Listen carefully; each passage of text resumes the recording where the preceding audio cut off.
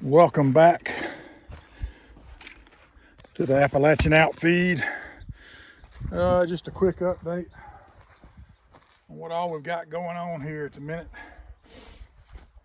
That little intro there was a nod to a Finnish band, F-I-N-N-I-S-H, Steve N. Seagulls. These guys do like hard rock stuff in the style of bluegrass. It's pretty outstanding. You should check them out. I recommend starting with Thunderstruck from AC/DC. Steve N. Seagulls. Whew. So last couple days, last several days actually, it has been gray around here. Not necessarily raining the whole time, but very overcast and cloudy. Not really the kind of damp, not really the kind of weather you want to be out in, especially working. But about 2 days of that, I was able to get out and work on splitting some wood over by the shop. A couple days ago, I was able to get up with my log guy, and he tells me that he can probably have me another load of logs in a couple of weeks. So I've got to get what I've still got over there, got to get it out of the way so he can come and drop another load. So that's what I'm working on. Not to mention the fact that, again, behind the 8 ball on the wood, and I got to get this stuff dried out so we can burn it. I'm hoping that the load that this guy brings me in a couple of weeks will in fact be next season's wood. We'll talk about that some more here in just a second.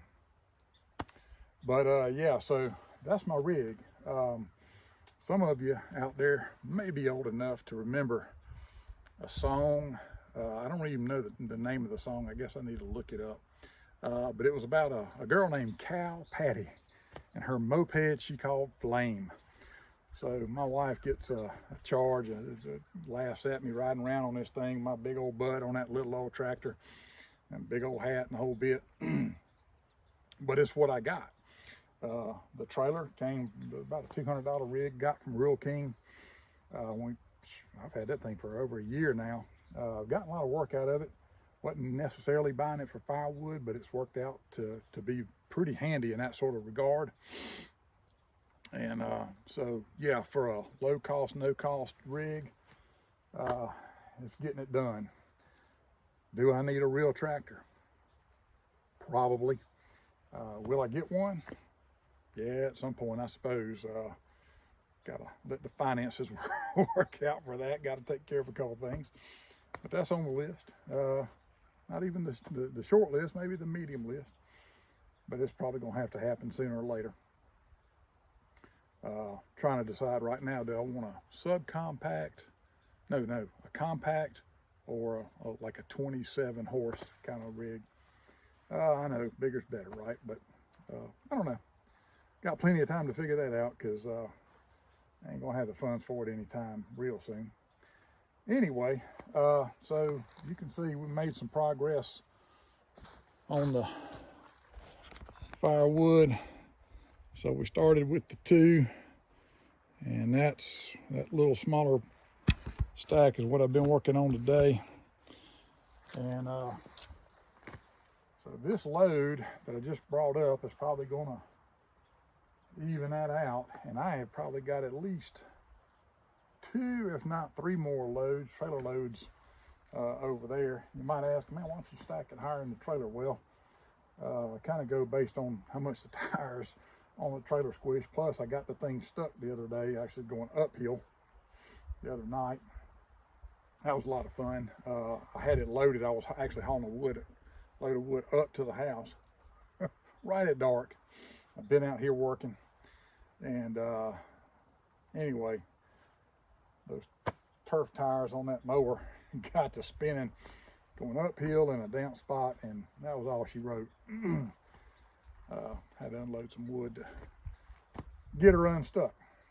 So enough about all that. Got a few projects coming up. It's going to be a whole lot better than splitting and stacking wood. Either in a little while or maybe tomorrow. We'll see how it goes. I'll take you guys for a walk over on the tree line over there. I've got a number of trees that are either standing dead or blown over, hopefully dead. Maybe as many as 5 of them.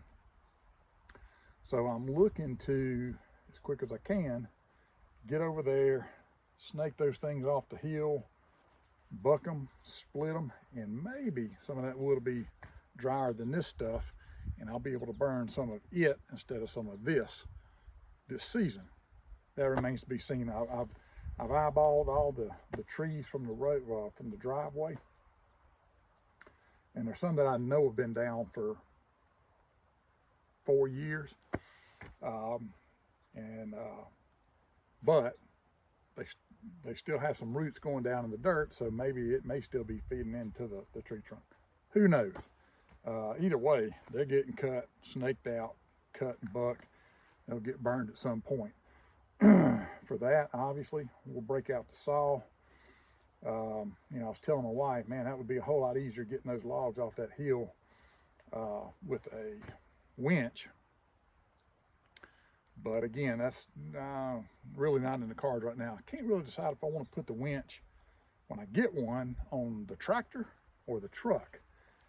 I really kind of want to put it on the tractor because I don't want to put my brand new truck in the woods and get it all, put them what they call Texas pin stripes on there, scratch it all up. So, but I can afford a winch on the truck a lot sooner than I can afford a tractor and then put a winch on it.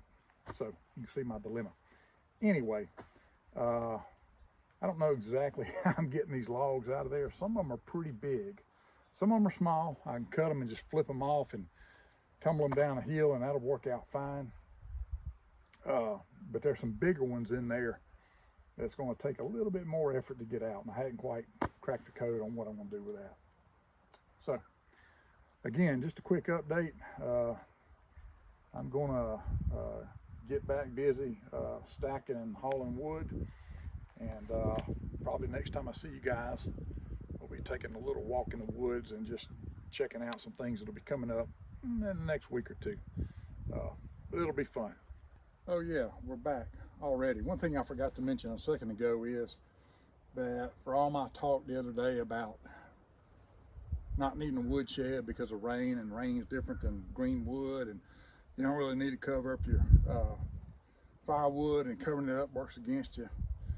That's all still true, but because it's raining so damp the last several days, and looks like the weather says we got today and tomorrow like this, nice, clear, and sunny. And again, you can see what I'm talking about in the last video, where that sun is right over there and shining bright now. It just beats the end of this wood pile all day, which is great. So it does in fact dry fast. This wood's already checked and split and really hadn't been out that long. Anyway, I did break down the other day and go to Lowe's and buy a roll of tar paper. And before it really got to raining, I threw it up just on the top here just to shed the water off of it. You know, if I was going to use this stuff next season, I might not would even fool with that, but because I'm going to need it pretty soon, and I need it to dry as fast as I can get it to dry, I figured I'd go ahead and drop the 30 bucks, get the roll of tar paper, and I'm set for a while. That's a 72-foot roll, so if I can come up with 72 feet of firewood like this, I'll be in pretty good shape. But the problem is when you get rain down in there on the top of the wood pile and it's really cold and it freezes, now you got a great big wood sickle and you end up having to break all that out. So that's what I was trying to avoid, as well as just keeping some moisture off of it. So there you go, guys. Full disclosure, I'm just a walking contradiction, and I'm sure there'll be some more of that before it's over with, probably before the day is out. Anyway, that's all I got. We will see you when we see you.